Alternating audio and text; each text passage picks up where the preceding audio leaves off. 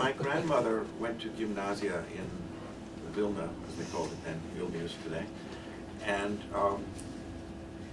while she was there was a poet named Leyb Naydus, almost an exact contemporary of hers.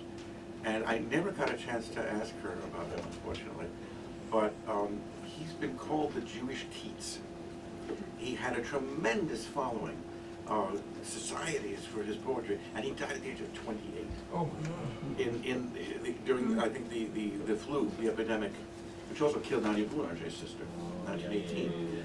And but he wrote this beautiful Yiddish poetry. So I met Lazar Weiner when I was just been bar mitzvahed in the Cantor Belling at Temple Sinai. Oh, yes. Belling introduced me as the future of Jewish music, you know, when I was 13.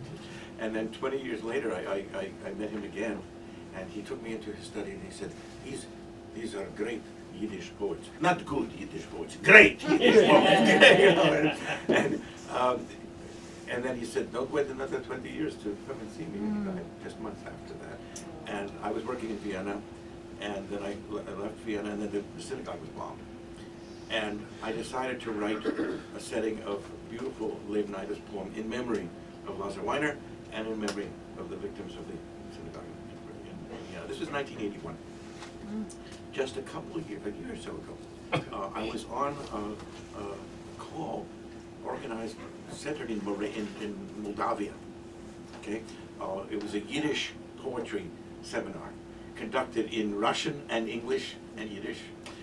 And a woman in London had set another poem by Leyb Naydus to music. I was so thrilled to hear this.